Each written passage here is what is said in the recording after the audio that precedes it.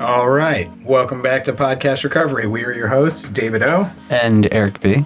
All right. We are joined today by our also cross-country guest, Erik. How you doing today?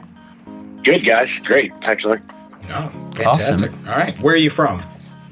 Oh, that's a loaded question. I reside in northeastern Tennessee at the moment. Cool. So I'm actually not too far from you guys, but No.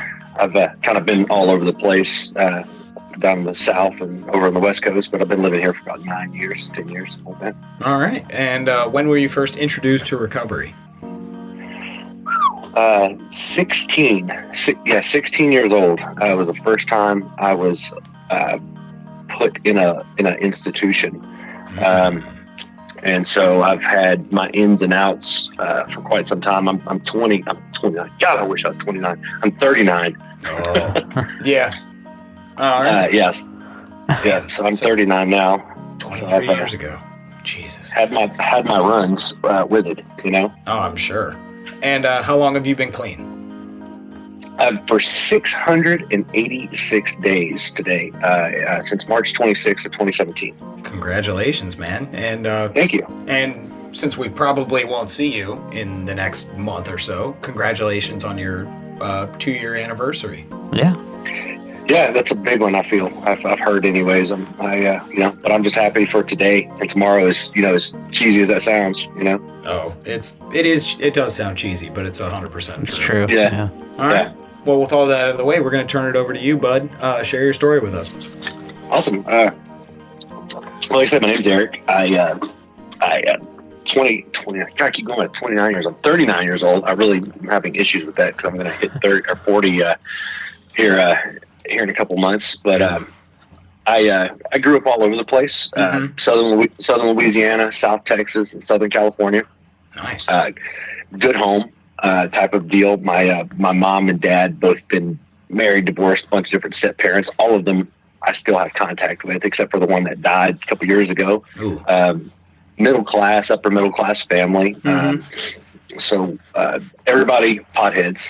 Nice. Every single one of them, doctors, professionals, but they were the children of the 60s and 70s. So it's just kind of what they did. Yep. Anyways, I grew up my first part of my life down in Louisiana.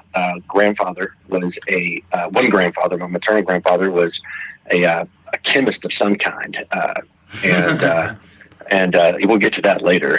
Yes, I figured that was going to come into this. Anyway, so he was apparently a real son of a bitch. He died when I was 5-6 years old. Just angry, drunk, womanizer, whole 9 yards. And one of my earliest memories was being, like somewhere between around 4 years old before he died. He'd hold me outside of this little. He lived in this lake house, and he would take me out into this little boat and hang me outside of the boat. I would be in the water hanging on the side of the boat. He would give me one of those little Miller Lite ponies. You know what I'm talking about? The little small Miller Lite. And until I would finish one of those, I couldn't get back in. I remember being scared of turtles biting my toes and things like that. Fucking gators, man. Yeah, that too. Yes, exactly. And so that was probably my first memory of alcohol, being that little. And Louisiana is kind of like a cultural thing of drinking. It's there's always a festival, there's always music, there's always a reason to drink. Yeah. Today has a Y in it, or some letters. Let's drink. Yeah. But like I said, parents. My dad was a corrections officer over in Texas. He had moved over to Texas at some point. Oh shit. Worked in the penal system and was a high-ranking member there. But I used to remember being. I was writing notes for this thing, and I was just kind of taking a small inventory of some things. A few things popped up that I thought was funny. I was like, I remember playing, quote unquote, drugs as a game, being 7, 8, 9 years old. Instead of cops and robbers, you were playing drugs. Drug dealers, yes, nice. With all my upper middle class buddies. And my main buddy, funny story. I'm literally looking at some of my notes. Is my buddy Josh. who was my main drug dealer when we would play. He's been a police officer for like 20 years. So That's hilarious. I think so. That's amazing. But you know, I remember I kind of think about that now as I was writing that, you know, this afternoon. I was like, wow, that is odd that I would play drugs and drug dealer instead of, you know, cops and robbers or something. Definitely And, not the normal. I guess not. I guess not. They say you always start remembering, you know, if you're a real addict, you'll remember, you know, your first sip or your first pill, or, you know, that is not normal to remember your very first pill, you know, or your first time you smoked pot. I remember all those things. Oh, those yeah, were like me too. some of the greatest and worst days of my life, Yep. you know? But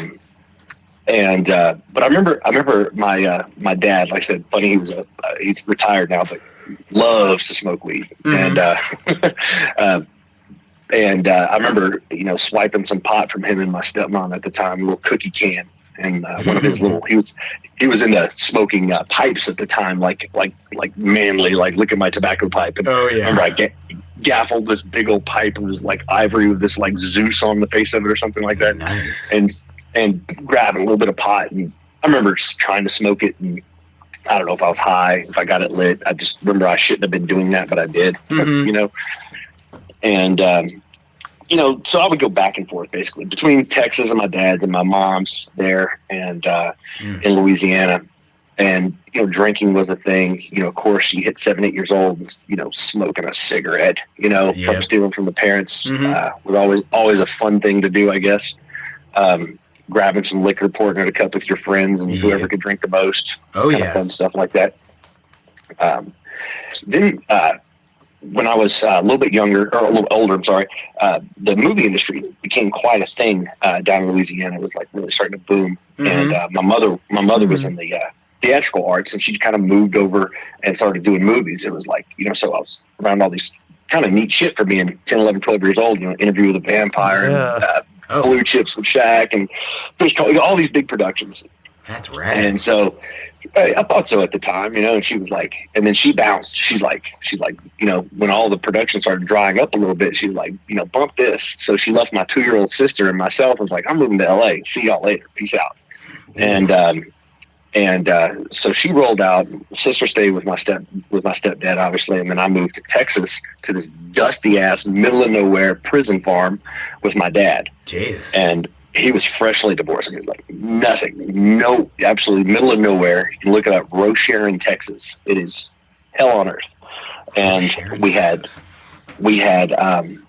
lived on this prison farm. It was just as far as you can see. It was cornfields and prisons, so like 2 or 3 prison farms and corn. And we lived on this like state housing, you know, where all the officers got to live. Yeah. And you know, it was. We had some fun, but we were all like just such bad kids. We literally saw the penitentiary like 100 feet away from us, basically. Maybe not that close, but hundreds of feet away. Yeah. But all we wanted to do was like smoke weed and, you know, do acid and drink and just be thugs. You know, that was like the era of, you know, Tupac and, you know, and all this, you know, 90s hip hop culture. Oh yeah. Bunch of ignorant white boys who just desperately wanted to just be thuggish, I guess. Whatever. Yeah. And you know, and so I mean that just led to, you know, just high school stuff, man, smoking cigarettes and hanging out with people and who could do the most dumb shit, who could drink the most. All I'm thinking right now is like the movie Dazed and Confused. Oh man, it was actually that movie was based off of a little town just like 100 miles away from where I lived in Texas, and it was based in Huntsville, Texas. Oh wow! And the dude who wrote it, I think he went to. They filmed it in Austin, I know, but what an epic movie! Love that. Love that movie. But I remember doing stupid, dumb Texas hillbilly ass, you know, gangster shit. We'd be in, if that makes any sense. Yes. We would go. We'd have these 4-wheel drive pickup trucks and have a keg of beer in the back. Yep. Going down some country ass road and blaring. Yeah, all right. You know, and while you would expect George Strait or something to be bumping in the background, it was like Bone Thugs and Harmony. Oh fuck! Hell yes. Hell yeah. And, you know, these and that's just like what we did. And our parents just let us be stupid. And I guess they didn't care. They just, whatever that generation was, they just let us just be super independent and super exploratory. I don't know. I don't know what that was. I've asked my dad and mom about it, and they said, I don't know. We were just doing what we thought we should do. And fair enough. Obviously not. I was like, okay. So I mean, that's when decided to I would go back and forth from this point. The Louisiana trip stopped, and I would go out to Southern California where my mother lived, and that's where I really got introduced to like good weed and other things. But I never really was a big pothead. I would smoke a little bit of weed just to kind of do it. I kind of sort of enjoyed it, but I just never really liked the paranoia and hungries and eaties and all that kind of crap. I just, I was more of a go fast and I want to see shit. Go fast things. So, riding dirt bikes, riding BMX, that was kind of sports, and skateboards and things, way more fun than running a football and getting hit by some 270-pound black dude to just run over my little scrawny wide ass, and I was like, F that, so then came some pills, man. And that's really, really, I remember taking, I was 15, I was in a little band. And I went to my grandmother's house with my other guitarist and lead singer, and my uncle gave me a little blue pill. It was a Valium, Mexican, whatever they said, Mexican Blue Valium 10. And that was one of the most eye-opening, awakening moments of my entire life. I realized I could artificially create happiness with this little thing. Ooh. And then I puked up that Mad Dog 2020 everywhere. But sounds about right. But yeah, that's so. I had an adverse reaction to Valium in high school. It was very strange. I woke up one day, took way too many of that, and I was also taking I had this migraine medication. I can't even remember what it was, but it was basically speed. And I was taking some Adderall too that I was buying illegally from friends, and woke up and kind of had kind of a mental lapse or break. But that's what happens when you take too much drugs, apparently. So I got to I was in 10th, 11th grade, maybe 11th grade at this time, and just had a bad reaction and just made a fool of myself at school and just broke down and went to my first bit of incarceration, not incarceration, but institution. So I was there for about 2.5, 3 weeks. And something happened with insurance. I'm not sure, but they were like, well, you can't stay here anymore because you can't pay for this. It was this really nice facility, a bunch of Jewish people and things like that. It was I was there with this, it was I remember there was a Clearasil model there. I was like, what's up, girl? I was like, and there's stuff like that. I was like, and anyway, so I get out. Yeah, I haven't heard Clearasil in forever. That brings back memories. Yeah, that's a 90s reference. Yeah, exactly. So, I was like, oh, yeah. You're like, what's up? And there was a girl who was a self-proclaimed Jewish witch. I'll never forget her. And there was this dude, his dad was the guy who invented selling cell phone time. However that works, apparently he was loaded. What? And his dad I'm sure. offed himself in front of him, and he was, doing things. But good God. It was this hiring place. Anyways, lost insurance, had to come home. I remember smoking a cigarette in front of my dad. I remember just the idea, fuck it. This is what I do, Dad. Yeah. I'll try not to do drugs anymore, until I see them in front of my face again. I learned absolutely 100% nothing. And that sucks. It really does suck. I remember coming out with no hope, no optimism. I just missed my friends and missed being wild. That's all. Did you at least hook up with a Clearasil chick? We kissed in a bathroom, and that was about it. Ooh, that's a score. Time. That's a rehab score, man. Yeah, there's. It was, hey man, 16 years old or whatever. So yeah, exactly. You were more worried about the Clearasil chick than recovery. Fuck that. Yeah, that's funny. I haven't thought about her in a long time. This is fun. I think my wife's in the other room listening. Clearasil, huh? let's see, where was it? So anyway, so that was that first little bit of institution. Moved out to California. I'd go back and forth, back and forth. I would run from I'd piss off my mom, go out or come to Texas, piss off my dad. I went back and forth, I think like 6 times over the course of 2 years. Jesus. And just pissing off everybody. Mm-hmm. And, you know, and then I wound up having a kid at 17. Well, actually, back up. August 12th, 1996. I was 1 month and 1 day away from turning 17. Mm-hmm. And I was on the prison farm, and I got loaded. I mean, fucking ripped on Valium and Somas, which is a muscle relaxer, which I must have been like, we used to call them Soma comas. And, and a bunch of Jose Cuervo. And, man, I went out on this like stealing binge. I broke into all the prison like police type cars. I stole guns, badges, police vests. I mean, all this crazy. Yeah. And I woke up the next morning like, was this a bad dream? You know, and literally it was like, I looked over and there was a fucking vest, a bulletproof vest and a pistol on my dresser. I was like, oh God. Oh shit.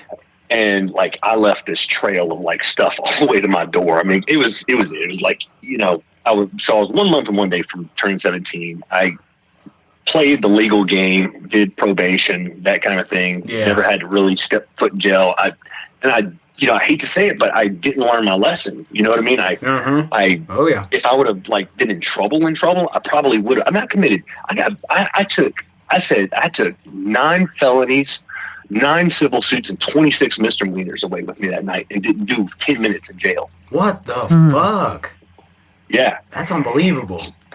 Yeah, and like, you know, a month and a day away, I'd been 17 and could have been incarcerated as an adult because there was handguns and this and that involved. And you know, federal, you know, state property, and just it was a bad deal. I mean, and like I say that now with way more of a straighter face than I used to. I used to kind of laugh like, I can't believe I got away with this shit. And now it's like, man, that really could have fucked me up. Yeah, that could have turned out way worse. Yeah, but I think it kind of did because it still gave me this like, damn, Eric, you're an invincible motherfucker, you know?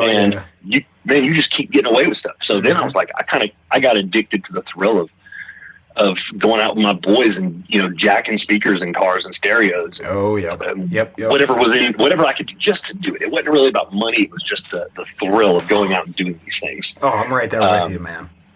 You know, and that was stupid. I hate a thief. Fucking hate a thief. And that's what, you know, just that was so much fun. Go bust a window and grab somebody's shitty radar detector, you know? Whatever. Yep. Sell it for $20 and, you know, buy a sack or something, but whatever. So about that time, you know, then I got introduced to acid, which was holy shit. I have mixed emotions with acid. I think everybody does. That was such a fun thing. I wish that wouldn't have been like a bad thing because I had really thoroughly enjoyed that, you know. But I had a kid when I was 17 in high school, and was this in Texas or California? This was in Texas. Okay, and I had just moved to California. One of my little go back and forth. So I was like, oh fuck it. So I moved back. Try to do the right thing. Quit school. Got my good enough diploma. That's a GED, if you don't know. Nice. I've never heard that before. and you know, tested out. Got my GED, and was like, okay, time to be responsible. I had moved to LA. Was going to like, I was gonna, you know, go work for the studios and this and that, and then all that shit happened. I was like, oh my god! So I came back to Texas. Tried to like do like the adult shit with her mom, with my daughter's mom, and you know, got this job like $8 an hour, like grinding these pipes, and it was like I would go to this job and wear all these clothes, and like in Texas it's fucking hot. I don't know if you've ever been to Texas in August, but it sucks. I mean, it's hot, and so you have to wear all this gear, gloves, hats, and long sleeve shirts. And I would grind this little like 45-degree bevel on pipes all day long, and it was just hot. And I'd put it in a machine one day, in this little thing, and you had a little foot controller, and I was cheating. I took this like little stone and put it in there. Like, fuck this! I'm not gonna put my foot in this thing.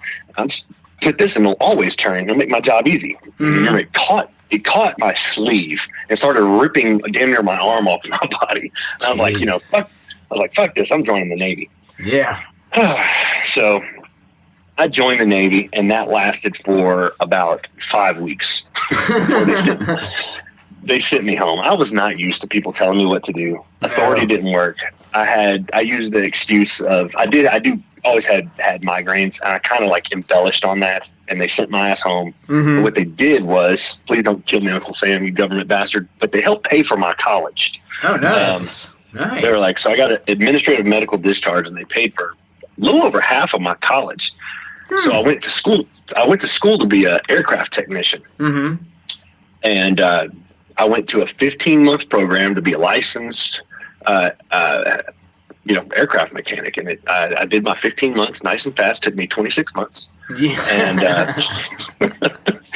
I switched schools, man. They had campuses in LA and Texas. And I started in Houston, and I went to LA, and I came back and finished in Texas. And the problem is that I discovered all kinds of fun things while I was going to college, like ecstasy, raves, DJing, strippers, and methamphetamine. You know. Yep. And when I was on the West Coast, it was crazy because this was like 98, 99, and speed or meth. Yeah.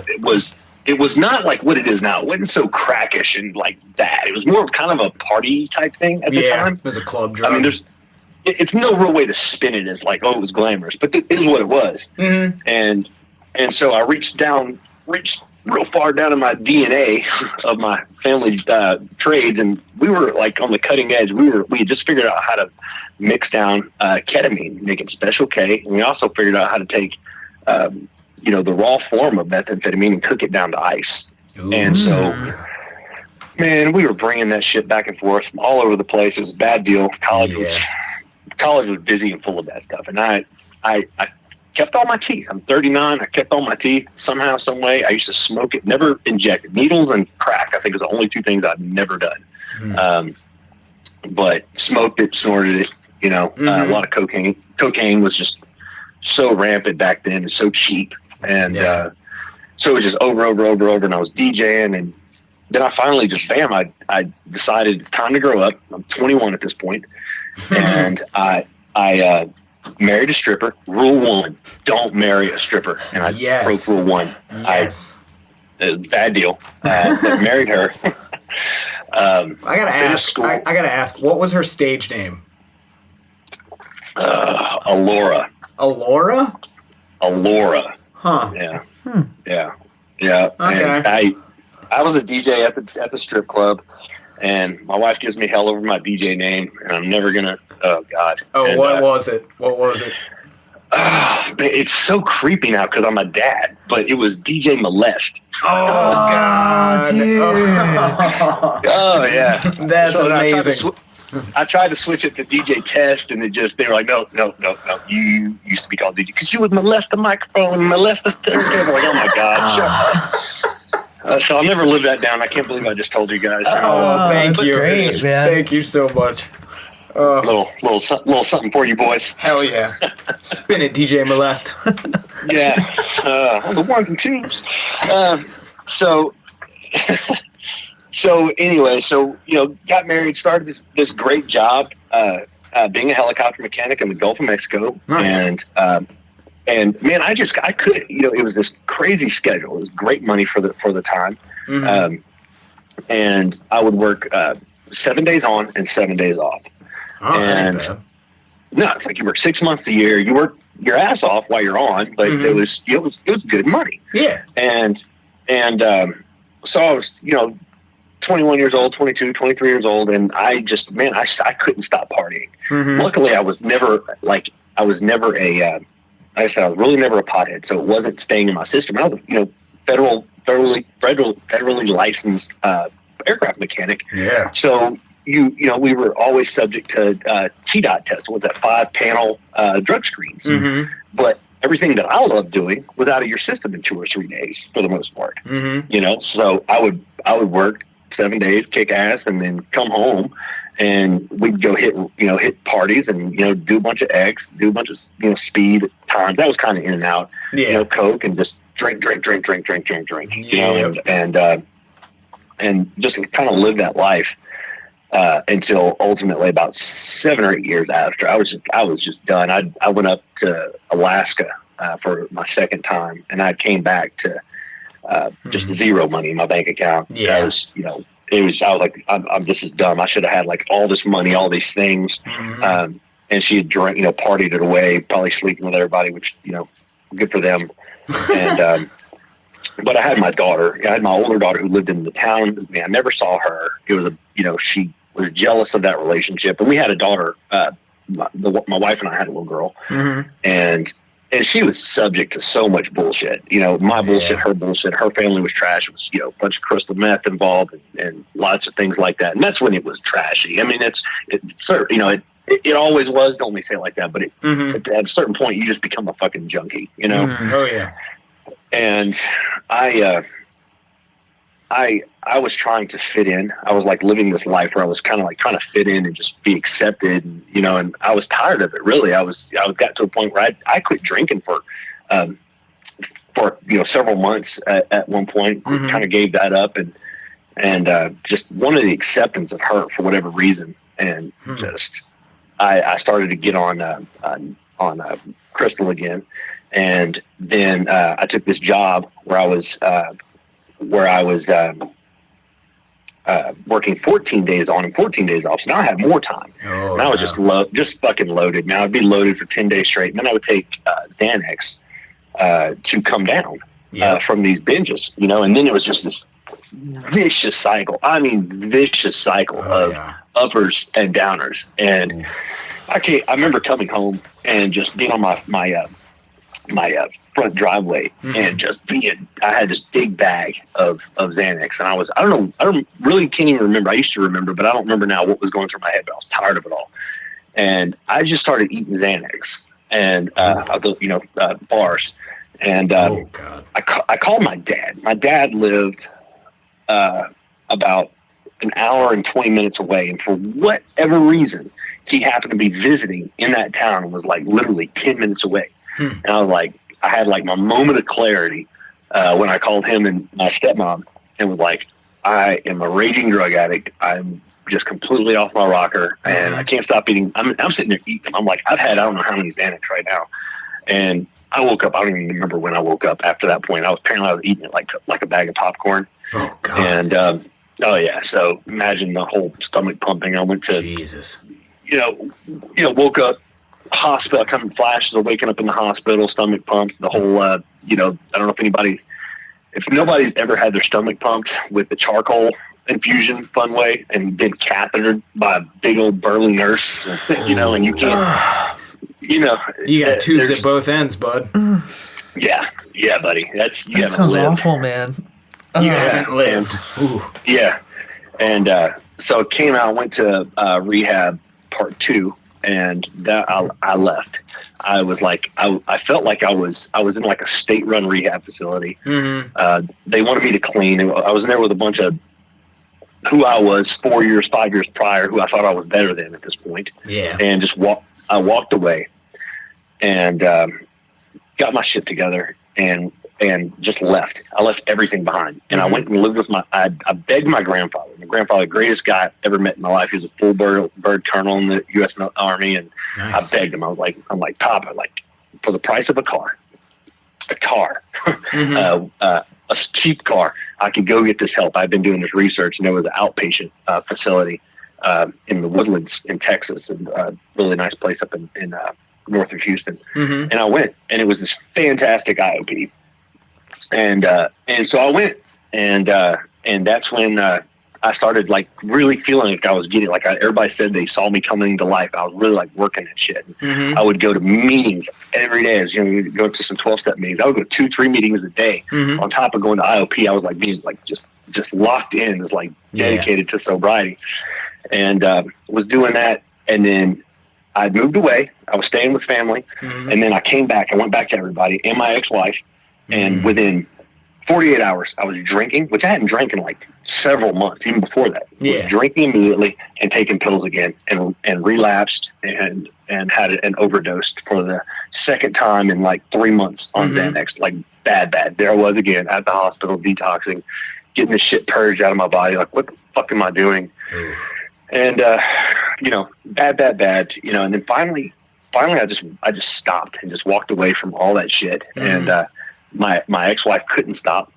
I had this like crazy, I was working again at this time. I did this massive plan to take my daughter. I was married, and I went and picked her up as soon as she was in preschool, and went and grabbed her middle of the day, deregistered, and went out and hid in Louisiana. And I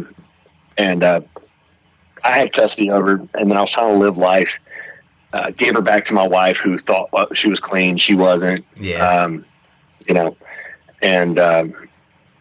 And started, when she went back, I kind of felt guilty about that and started drinking heavy, and got back into the music scene, and was making some decent business moves in the music industry in Louisiana at the time, in Texas, Gulf Coast. And, you know what that is. That's all revolves around drinking and partying to excess, and cocaine and just everything.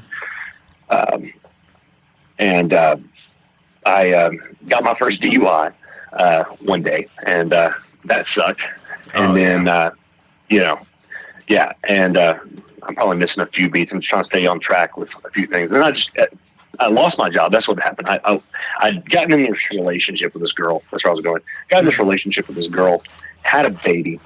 Baby died the day it was born. Oh, Jesus. A month or two later, I lost my job that I had for quite a while. Good job. And my music business had kind of been taken away from me because somebody's lawyers were bigger than my lawyers. Yeah. I can't tell you who that music artist is, but I'll tell you off the record one day. Yeah. He's an asshole. And I said, fuck it, man. I took my last $800 and I moved to the middle of nowhere, Tennessee. And just to start over, I answered a 3 or 4 month old advertisement for a job for this little company in Tennessee. The guy on the other end said, yeah, I got a place for you. Come on up. And I just took my shit, and I had like a couple guitars and tools and some, a couple clothes, and just moved to Tennessee and restarted life, and met a beautiful, beautiful woman, married her, had a kid with her, got custody of my daughter from my previous marriage. Life opened up. Actually lived in a house that I'm getting ready to close on and sell to buy a new house for the first time. Here in this week we buy a new house. Nice. Man, right before we moved here, I looked at my Social Security thing. They tell you how many times you've moved. From the time I was 18 till I was 32, I had moved 34 times. Jesus. Oh my God. Yeah. And I was like, holy shit, I would just bump and run and hide and just be terrible. And so I've been living here. And also this is like my longest stint in recovery too, is staying put. But but man, I got super involved in the community, still drinking at this point, no drugs. Yeah. And ran for city council, lost by 62 votes. And kind of curse, I think it kind of damaged the old, my pride a little bit. Yeah. And lost my grandfather. All that shit happened like a 2 or 3 month time frame. I was like, damn it. So that kind of hurt. And then, man, I think I started drinking a lot heavier, and I really started watching Mad Men too. And if you've ever watched Mad Men, you really want to smoke cigarettes and drink whiskey. So I was drinking hard liquor again. Anyway, so fast forward a little bit, and I'm fucking around with my kids on the boat, and I hurt myself, and I go to the doctor because I hurt my wrist really bad. And so like, oh, well, here's a little pain pill. Oh yeah. And I'm like, okay, here's my old friend. And it was just off to the races. I mean, you know how it goes. It just doesn't take any time. And it was just full blown, man. And before I knew it, I had this dude who lived across the street. We used to call him Crazy Barry. He's moved away now, but man, that's what he did, man. He had pills, and I would literally walk across the street, smoke a little herb with him in the evening times, take a bunch of pills, and then he got me hooked on this Suboxone stuff. And that was even worse. And then Subutex, and it was just, I was just reeling out of control, started losing weight, couldn't remember what I was doing, what I wasn't doing. My wife didn't know if I was having an affair or on drugs or what. I mean, she's never been around all that stuff. Yeah. And I'd moved out, literally was living across the street on Barry's couch, just so I could just be hot. Watching my wife and kids right across the street, just not giving a shit, just not understanding of how to battle, like all my tools, everything I knew to do, I couldn't. I mean, that shit had me. Yeah. And I never, I always had this excuse. I was like, when I quit doing, when I quit doing Xanax, I was like, fuck, well, I'm not doing Xanax. You know what I mean? Oh, yeah. Or I'm not doing meth. I'm not doing meth anymore. Mm-hmm. Well, I'm not doing that. I'm not doing Valium anymore. I don't do that stuff. That stuff's gross. Well, this stuff, this is where it's at. I'm sorry. So I came home with my wife said she's leaving. And then I was like, oh my God, she's leaving. And I was like, I'm going to stop. And I came home and she moved to her mom's. I came home to my couch across the street. And I remember just trying to just be rid of it. I was like, how do I do this? So I tried to sleep. I slept. That's what I did for like 2 days. I was just sleeping. Oh yeah. And she came, kicked in the door. One of my good buddies, just basically, I told him, he knew what was going on, and he told her. He's like, hey, this is what's going on. Mm-hmm. My wife is the sweetest, most amazing woman in the world. Mm-hmm. But when she's pissed, countries would fear her. Yeah. So she grabbed me up, said, this is it or nothing. She threw me in the car and took me to detox facility. I was like trying to leave, like, I'm open the door, you crazy bitch. And it was bad. It was very, very bad. And, and at this point I was, running and operating a business with a partner and just not seeing things. It's craziness. And I went and I really realized, I think at that moment, she's like, if you don't do this, we're done. Yeah. And then like, all of a sudden, being, I think I was 37 at the time, I was like, shit, man. Like I started seeing, I couldn't think of not taking my little boy to school in the mornings, every morning. Like I love that, like a little time. I travel a bunch. When I'm home, like I take my kids to school, or hanging out with the wife, doing nothing, playing on our phones across the thing, watching TV, the little things, you know what I mean? That all of a sudden I was like, oh my God, I'm not going to have these things. Yeah. And all of a sudden shit became important. Where it wasn't before. Shit I would take for granted. And then like it came rushing in. So, I spent those 5-6 days in detox, like really like clinging on to every meeting, every talk, everything. And I'm a very anti 12-step person just because I had went down that route. I didn't talk much about it, but the steps I think are great things individually, but my problem was always is that I can't tell you how many sponsors I had that were just drunks or pillheads, or I'd sit in meetings and there was somebody popping Lortab talking about how they're proud they haven't drank in 3 months, but they're sitting there crushing Lortab and down their throats. You know what I mean? It's like, and then the whole drinking thing, they would be like, oh, well, it relapse is what we do. It's just part of it. I hate that. And I was like, this time I'm giving myself no room for error. Fuck that backdoor shit. Fuck these meetings that are just what I thought were just dick measuring contests of how much dope you've done or they've done, or because they have to be there because they're on paper. And I'm like, man, I'm doing this the right way. So I started going to a CBT, a cognitive behavioral therapist. Oh yeah, man. All right. That's awesome. And learning why I did the things I did and understanding my actions. And man, just over time, just over a couple months, I just started feeling better. I didn't, dude, I wouldn't take, I still don't drink Red Bulls. I don't take those like energy pills, energy drink. I drink coffee and espresso, Hell yeah. But I don't like any artificial stimulant other than coffee or a Coke or something like that. I'm a fucking addict. I can't have just one. I need like 80. So, I just started getting better and really understanding myself and my emotions and my other people's emotions, which was really weird because like, man, there's somebody other than me.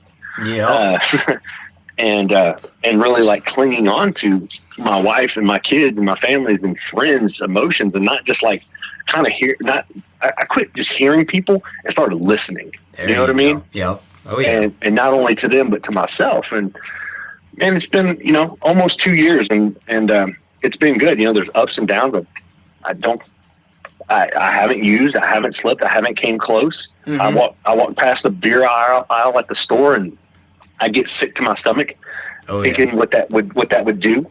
The dope, I really, not that I don't think about it. Not a lot of people say, you're just a dry drunk. You're just not using it. Nope. Because I constantly stay focused. Every day I wake up and every day I go to bed, I think about this shit, and I'm involved. I'd involve myself in situations to help people. Mm-hmm. So it's not like I'm just not using. I understand why I'm not using, you know? And furthermore, if I'm not using in almost 2 years, then fuck it, call me a dry drunk or a dry user or whatever. Like, well, at least I haven't been using. Exactly. You know? Yep. And, and people telling me that who've been sober for 2 weeks because they can't stay sober for longer because they're not doing shit right, have no authority over me anyway. Yeah. But yeah, so, the toughest thing that I think I found in recovery was I'd started, like, I lost my passion. I couldn't find a passion. Sleep just doesn't happen, but I couldn't find a passion. I used to love fishing and things like that. I mean, that's just, something fun to do. And man, I couldn't pick up the guitar and play it anymore. I couldn't really write a whole lot. I was just like, what do I do? I was sitting there just being passionless. And I went to this little community drug thing, that anti-drug coalition thing, and they put together this movie called Face of Addiction, and went to the local Parks and Rec and sat there and watched this monstrosity of a video.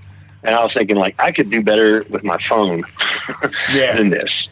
And so I started filming. I bought little camera stuff, and I started just playing with photography and video again, like I used to when I was a kid and younger.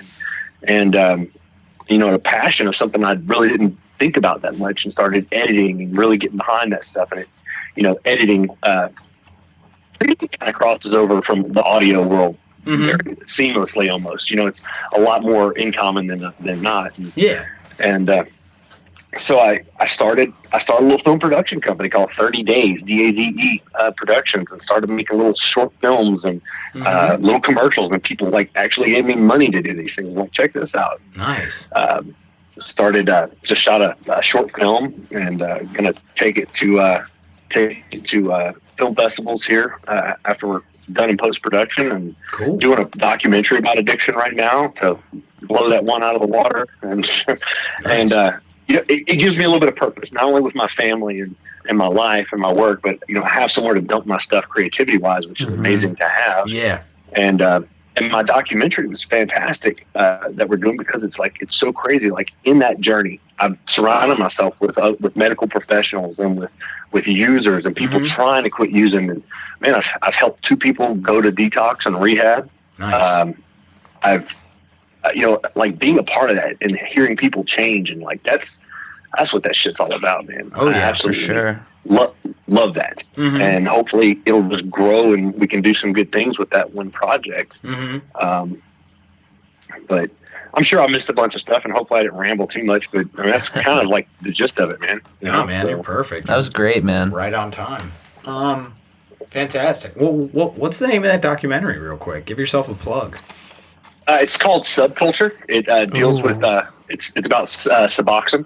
Nice. And if you go to www.30daysdazeproductions.com, you can find us on Twitter and Facebook, and at the website we've got a couple teasers out, some of the other stuff we're doing. So nice. It's really cool, man. Yeah. We're always happy to fucking plug other people. Cool. Very cool. Where am I going to start? Do you want to start? You want me to start? You start. I'll start? Okay. Let's see. There's a lot of like parallels between like, creativity wise that I can really relate to with your share. I guess the one I'll start with here is, you were in the music scene for a while, you said, right? Like, one of the reasons, like when I moved out to Chicago, one of the main reasons I went out there was to kind of just like try to take music to the next level. And I was clean for about 2.5 years when I moved out there. And, you're talking about that, staying up till 4 a.m, the drinking, the coke, like, you know what I mean? Like, you're not working a normal 9 to 5. You're working this ridiculous cycle of time that doesn't make any sense. Like being like clean, right? And like being a part of, a scene, like, I mean, video is a lot more tame, depending on your subject matter. But, with music, like specifically, like, have you had any issues with like, trying to do anything musically while being sober? Like, is there anything that kind of like, you know what I mean? I've been to a couple events. My kids, I love music. So does my wife, and I've got a 21-year-old, 18-year-old stepdaughter, 16-year-old daughter, and a 6-year-old son. And we give concert tickets, we give musical tickets to our kids. Like we immerse them in the art. So, for me to not go to a concert and be around music is, not going to happen. So, I've been around plenty of times where there's been, I don't like it, when I go to a place and they've got beer and somebody sitting next to me, damn, you're spilling beer. I get really annoyed. My patience is super, super low. I just let go of a guy. I'll give you a parallel. I just let go of a guy who did some work with us on this short film. And, he was showing up, him and this other crew member were showing up, just high off their ass. I'm pretty sure it was coke, no sleep. And we've got professional, good and crew out here, and we're waiting on them to show up, and and I got no time for that shit. Yep. So my patience level's down. So it's not like a tempting factor, but it's definitely around. It's definitely around. Even in my professional career, I buy and sell helicopters, airplanes, parts, and things like that so cool. Put food on the table. And so I travel a lot, and I find myself in customer meetings all the times. And I remember I was at this little place with this customer of mine, and I had to go over and buy some drinks for him. I remember going and buying one drink. It was a margarita of some kind. It was $25. Oh my God. Yeah, I was like, I don't remember doing this, but I definitely would have probably had about 9 of them if I'd have been drinking, And I remember being just so annoyed being around that. Yeah. But yeah, back to the whole thing, like being in a creative field. You're definitely going to have the pot smokers and some of the go fast stuff just running around. And it's annoying. It's not tempting. It's annoying. Love it. But I'm very upfront with everybody. Like I said, my fucking company's name's 30 Days, and I tell everybody I don't do bars. I got approached by a damn bar to do a commercial. I'm like, no. So I'm real careful about that kind of stuff and the content of my of what I'm doing. I am careful about that and tell people. And I think I learned from this last little hiring thing where I had this kid involved, that I'll just be a little bit more stringent up forward before I bring anybody on. With that kind of stuff.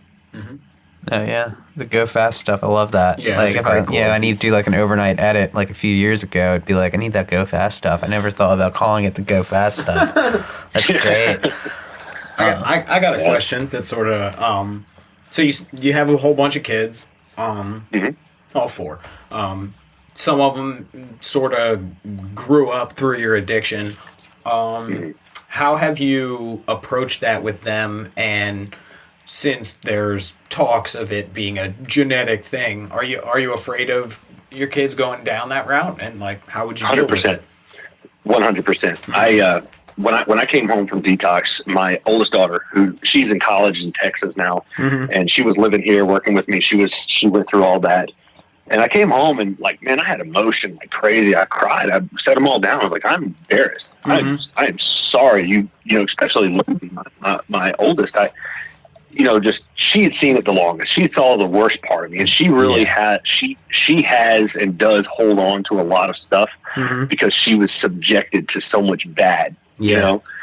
And stepdaughter, not so much. The stepdaughter saw the end of it, but her dad, struggled with drinking and things like that too. So she knows, and she sees it. And my youngest daughter is the product of her mom and me, and I'm terrified. I'm absolutely terrified. I told the kids, you have to be careful. You have to do this. And when my oldest daughter turned 21 back in August, I was just, she was like pushing me, daring me to say something. She made sure I was on her Snapchat, and she would be like in Texas with Bud Light and flamethrowers. No shit. She had flamethrowers and Bud Light, which I was like kind of proud of, but at the same time, I know.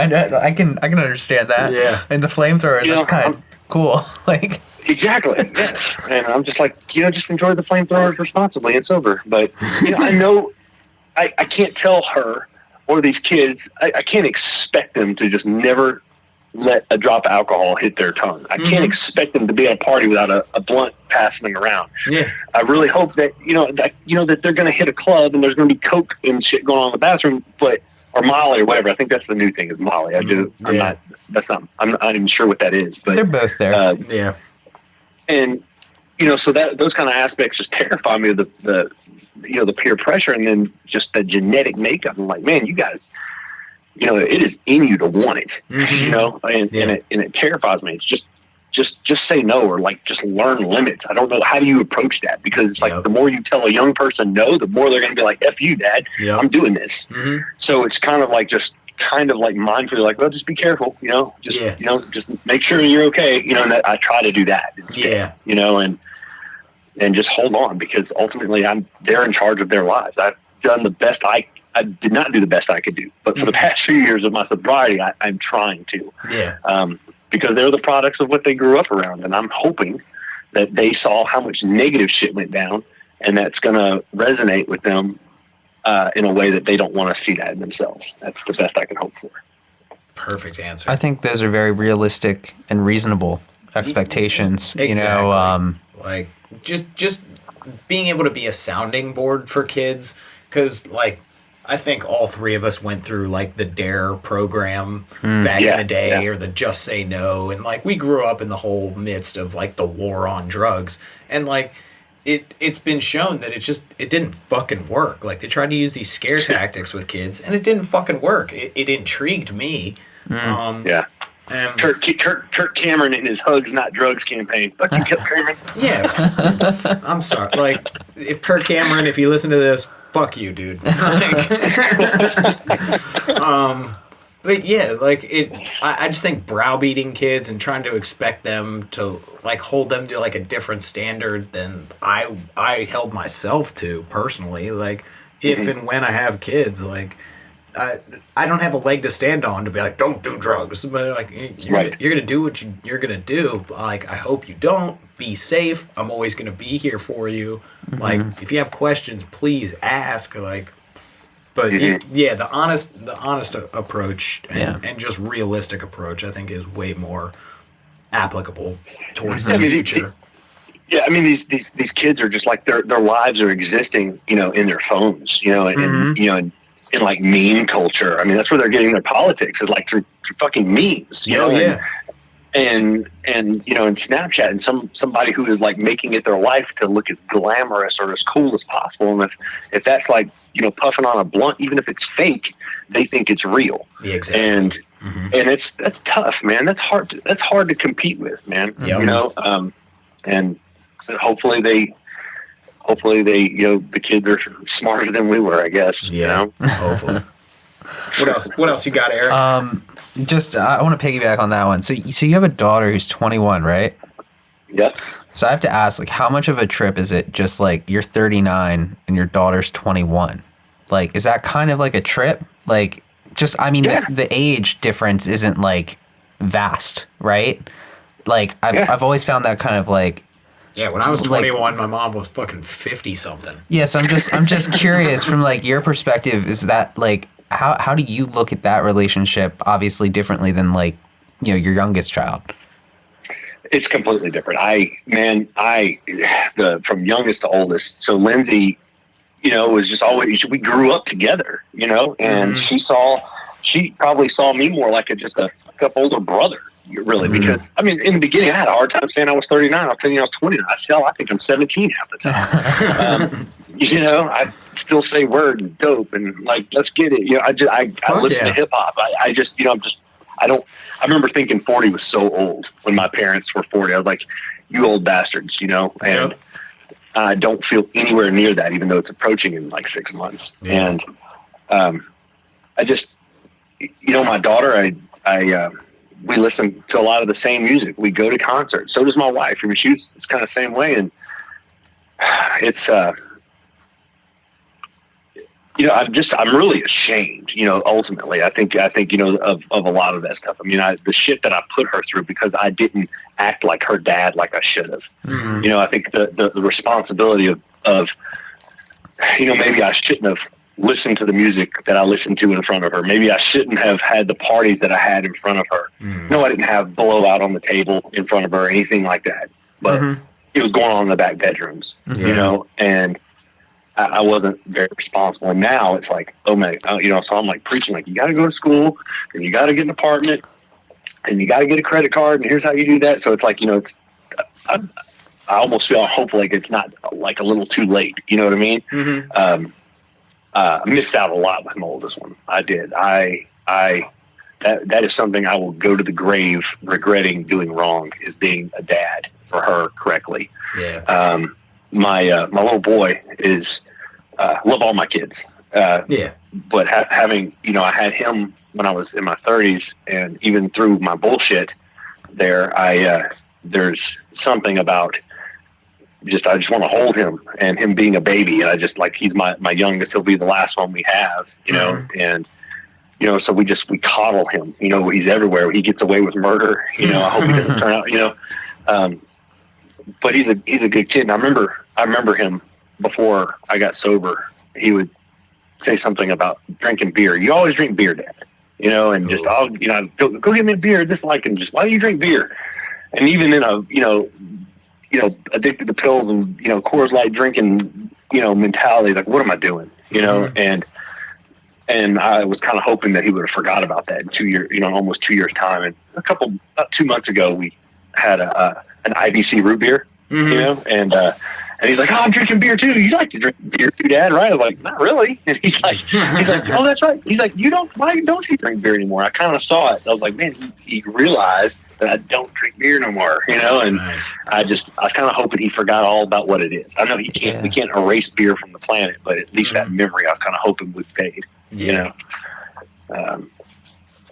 The kids in my world, man. My wife is like, you know, she's amazing. I mean, who would stick with somebody just, you know, spending money and spending time away and just, you know, shoving shit down their nose and they're putting in their stomachs and just paying all their attention and love and energy into that than their family, you know, and still stand there and say, all right, I'm giving you one more chance. You know what I mean? And then to stick with me and let me be sober and figure this shit out, you know, alongside of her, you know, I don't know that I could have the personal strength to do that because my tolerance is super low. Like when that first year of sobriety, I didn't want to help anybody.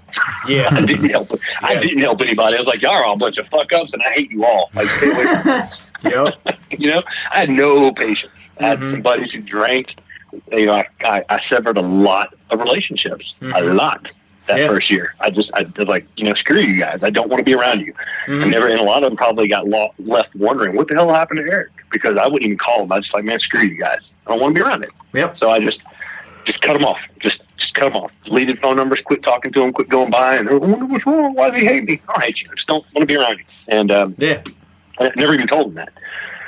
But now, you know, after I hit the year mark, when I hit the year mark, I got on social media and told everybody in the world. Because when I went to rehab, I told everybody I went and had an appendicitis or some shit like that. So I got tired of telling people, oh, I'm just not drinking right now. It's just not what I'm doing, or this or that. You know, because I'm back on the business scene, and I remember just standing up and how liberating it was, man. Just tell everybody, like, man, I was addicted to alcohol and drugs, and I was an addict, and I've been sober for a year, and it's amazing. So, you know, nice.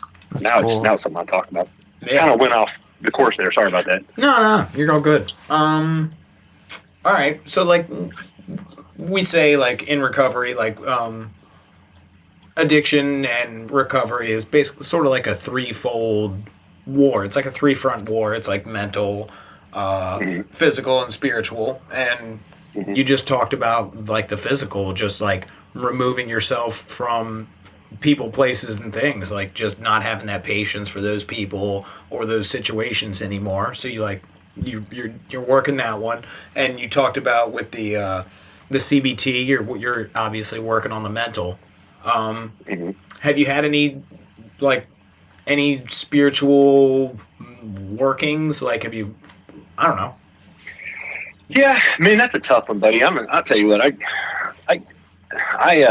I was real involved in church here. I grew up Roman Catholic, and and kind of veered off, and I moved here to Tennessee, and everything is very just like Christian, like Baptist. You're all snake. You're all snake handlers out there. Snake handlers, exactly. Yeah, don't shoot. Wear your snake boots. Yeah, exactly. And I was like, super involved with that. I ran the soundboard and would jump up and play a little guitar or whatever, and put a lot of faith in there. And man, when I got out, I'll be honest with you, I had zero. Not zero. I don't want to say that, but my faith in God or something. I'm still battling with that. I think I'm still to this day working that out. Like, why would God let me fuck over my kids and my family and my life and everything if he was this loving person? Like, this is jacked up. Like, why is this happening?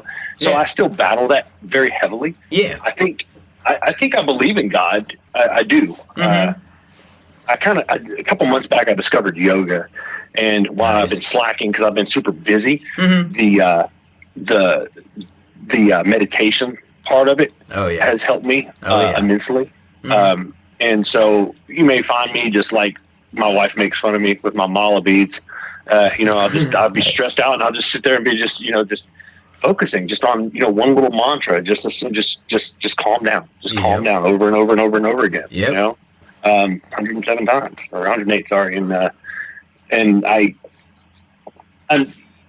not saying it's a Buddhist thing or this thing. I think, people need to find that higher power. I don't give a damn if it's the microwave is more powerful than you. You need to believe in something bigger than yourself. That's important. Yeah. I think, like I say, I'm anti 12 step to a certain degree, but there's something to be said for every one of those steps that is very helpful. I think I told you guys before we got started, I just, 12-step program is kind of like the government. I just don't trust it, I hear you. I love that. Yeah, to each their own, man. Yeah, but I mean, people, you can't just do nothing. I think you can't do nothing, and I think you have to know that you're smaller than something. And so, me personally, I continue. I was riding with my wife today, and she said something about a church, and she's like, "We need to just go quiet when she says something because it's somewhere between terrified and annoyed." And and I told her, I said, the problem with these churches around here is they're filled with people. Oh yeah.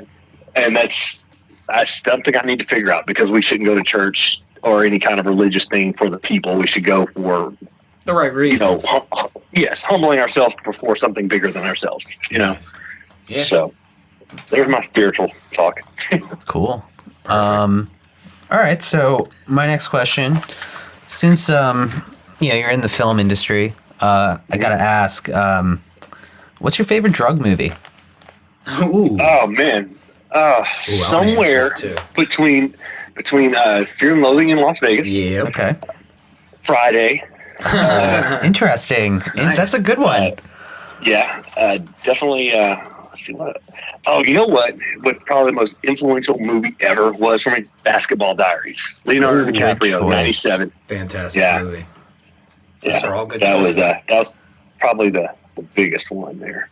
When you were talking about all the meth back in the 90s, I was like, Spun popped into my head like immediately. Yeah, man, that's.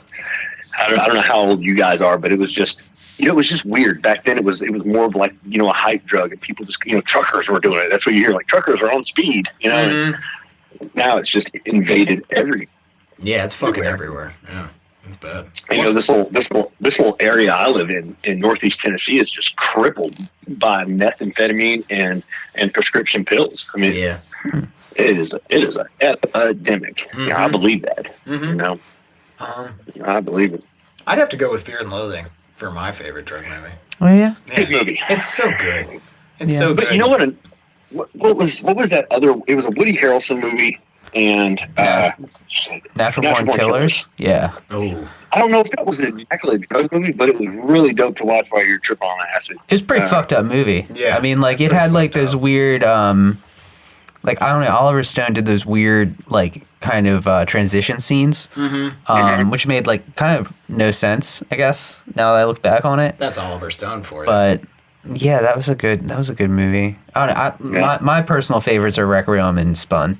Oh, Requiem. What was it again? Requiem for a Dream and Spun. are my two favorites. I think I remember Spun. I don't remember the other one. Requiem's kind of like the most real one I've ever seen. Like, it's from a real perspective. Like, it's just so good.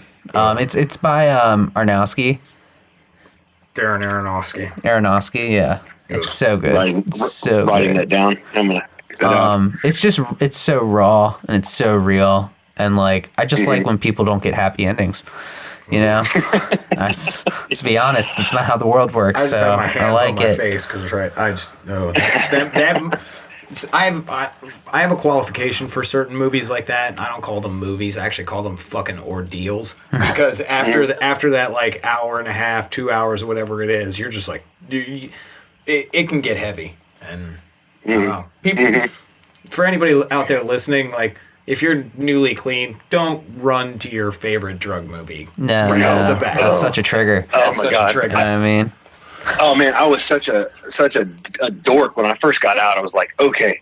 I remember coming home and like, let's go do things, and it was just raining and shit. And we came home, we cooked some hot dogs and some hamburgers, sat in this chair, and just like put on like YouTube and like found every like happy, like inspirational song I could find. So I had this playlist of like this really like okie dokie shit that I would normally listen to, but it was happy, upbeat stuff. Yep. And I'm an emotional sponge, bro. Like, if I'm listening to Biggie and Tupac, like, I'm putting on a bandana and talking, like, I'm leaning back a little bit.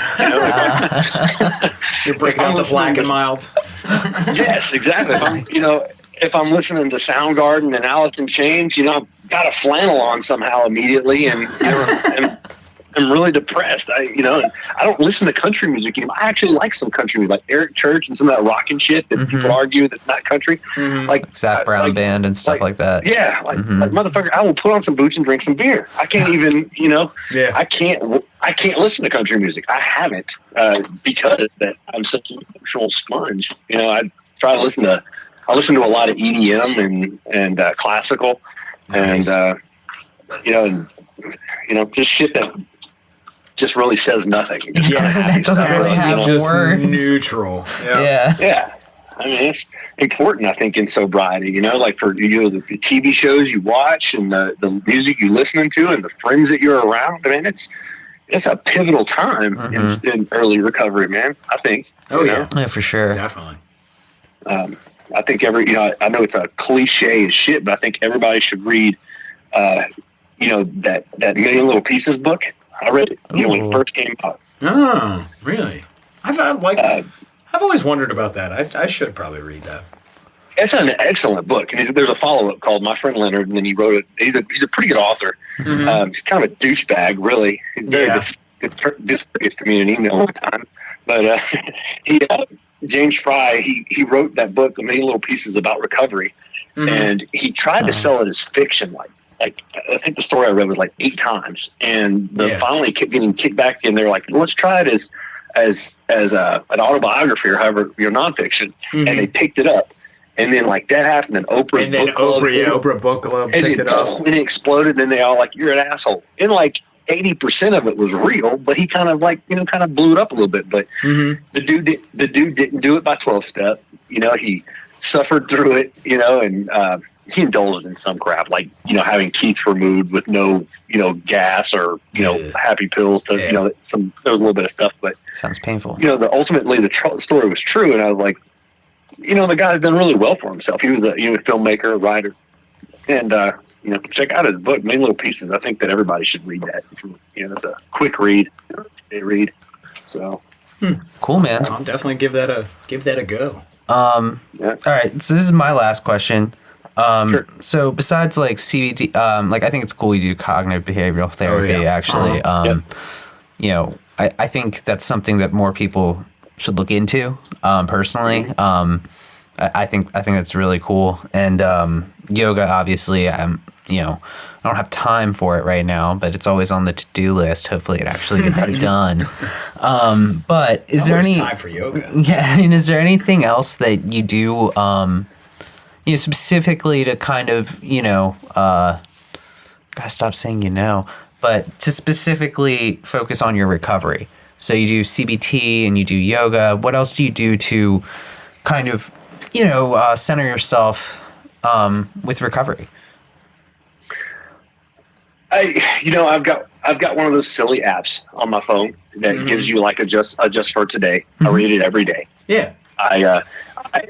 I wish I could say, like I said, I'm 78 days clean sober. Sometimes in the heat of moving fast, I'll be off a day or something like that. And I kind of, I'm like, oh man, I have to look today, but I try to surround myself. I go to, I deal with some recovery agencies and some people that do things in the community. They ask me to talk and I don't, because I've been told that you should wait till right about 2 years or 2 years till before you really ever, your percentage of getting better of staying recovered is a lot higher at that 2 year mark. So I'm very cautious. I was a little bit nervous of doing this because I'm not quite there, but I go to these places and I help. Like I've been in some roundtables, like how can we make things better? I did a series of some recovery films for National Overdose Awareness Day back in the summer. Yep. And did some stories of people who their kids were affected, and it was them. It was like I'll have to send you guys links to those videos, but they're inspiring. It was from a parent's perspective. There was one from the kid who, in the middle of doing the damn thing, he relapsed. You know what I mean? And I was like, holy crap! And then we picked it back up and started from scratch again. Basically, nice. We told it through the story, and just like inspirational. So I try to use my film to like immerse myself in these things. So, as I'm doing my documentary called Subculture, I've been around recovery doctors and counselors and people that have been recovered for long periods of time, and people who are just needing help to go. Yeah. And I kind of consider that part of my recovery, because I think you have to surround yourself with some addicts, and talk about it, not preach to them. I don't think anybody wants to be like, don't do this, don't do that, but like help, like Absolutely. Be that ear. And it takes a strong mind and person, man. I sit there and watch people slam shit in their veins and snort pills that I used to in front of me, and I didn't know if I was ready for that or not. And I did okay. I don't like going back and look at that footage, to be honest with you. Yeah. But that does bring back up memories and things. But I'll tell you that girl who I was doing that thing on, she just got out of rehab yesterday, and I'm freaking pumped and excited for her. She was calling me the whole time she was in there, when she had a little phone time, like, hey, I'm doing good, and da-da-da-da. Like, that's amazing. Like, you're calling me? Yeah. It's a good feeling. Yeah, it is. And I'll continue to do that, be involved with people's recovery, my own recovery, as far as, just talking about stuff. I think it's important that we talk to our wives and our spouses and husbands and boyfriends or girlfriends or whatever your flavor is. I think that's what I need to work personally more on, because these are the people that stood by us, I think, and I think sometimes we just assume they know we're good. And, and I think that's something I personally want to work on a little bit more, is like being a little bit more vocal with the people that are closest to me, and not just think that they assume that I'm okay, but, verbally tell them that, if you guys are like anything like me, it's always on your mind. You wake up, you think about it, you go to bed, you think about it. It's kind of something we think about constantly. So, yeah. All right. And for my final question, by the way, that was like a perfect answer, dude. Thanks, man. My final question is, here at Podcast Recovery, like we're constantly, we really preach that there's no one size fits all for addicts, and we believe that and especially nowadays, like with social media, smartphones, everything, like there's a lot more connectivity that's possible to so many different avenues of recovery. And how important do you think it is for every individual to find out what works for them? Because like Eric's found out like what works for him, I'm finding what's working for me, you're finding what's working for you, and the most important thing is that all three of us are recovering and we're moving forward and we're helping each other. So how important is that for everybody to find their own thing and be okay with it? Well, our Lord and Savior at Passages Malibu tells us, no, I'm joking. That's awesome. That was perfect. We have to, I think we have to you have to keep searching until something works. And you know what? Maybe what I'm doing today in 2 weeks won't work, and I need to find something else. Because we all know, like, I'm sure that you guys have heard the same thing. You know, we die, we get better, or we go to jail. One of the three is going to happen. I really don't want to die early. I got too many kids and responsibilities. I don't want to go to jail because that place blows. And you know, and I really like being sober and clean and feeling good. You know, I will fucking hang on by my fingernails and teeth to recovery if I have to, and if that means me switching gears and going against my will in 5 years from now and sitting in some 12-step meetings, I will. I've told other addicts I will go sit in these rooms with you. I don't think they say bad things there. It's just I don't. The mentality's not right for me at this time in my life. At this point in my recovery, been there, done that, and just right now, no. Yeah. But yeah, I think we have to fight. I think, like these Facebook group apps, I found you guys through Twitter. Like, man, I'm constantly digging for inspirational shit. Sometimes I respond, sometimes I don't.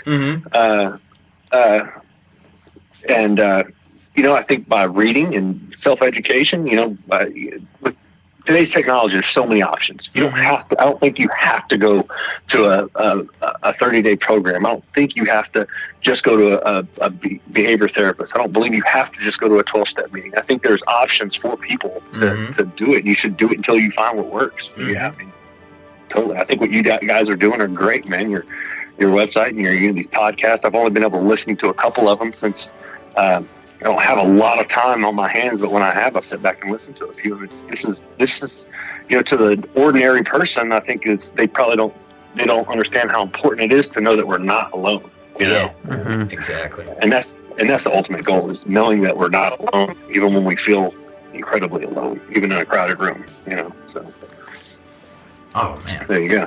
There it is, man. That's fucking perfect, man. Thank you so much for coming on, man. Yeah, man, you were great. You fucking killed it, and thanks, man. I mean, that felt really good to get a lot of shit off my chest. Yeah, honestly. So absolutely. All right. Well, do you have any final words for Jesus? I need to find a different way to say that. Do you have any closing words for the masses out there? Because man, we're talking to people all across the world. Like right before this, we had a guy from Illinois. Yesterday, Friday, we talked to a guy in California. We're talking to people in Scotland, man. Like, we're connecting addicts all over the world. So here's your sounding board, man. Let them rip. That's but just hang on to every second. With your fingernails, with your teeth. Go. I mean, our options are death, jail, or get better. I mean, that's ultimately what it is. And just fucking fight. Used to fight to get dope. Used to connive, lie to get high. Use those strengths to stay sober. That's about it. Perfect. Yeah. Love it, man. Well, we'd like to thank you for joining us today, man. Yeah, it was great. Clap track it, Eric. Hit the clap track. It's a terrible clap track. It's a golf clap. All right. Well, just don't do the little Nancy Pelosi clap. That's what God. Oh, Jesus. The condescending clap? No, it's terrible. All right. Here, thanks, guys. Yeah, man. Let me hit it with the closeout real quick. And here at Podcast Recovery, we are aiming to expand the scope of support for recovering addicts. Accessibility and convenience of helpful services is paramount to combating addiction. We work to bring the message of recovery to every addict, wherever and whenever it is needed. We believe that a powerful voice of recovery should be obtainable, practical, and at the touch of a button. Every addict deserves to hear a message of hope, and Podcast Recovery is here to provide it. All right. Well, follow us on Twitter, follow us on Facebook, check out our man's website, 30days.com, and everybody out there, stay safe and stay clean.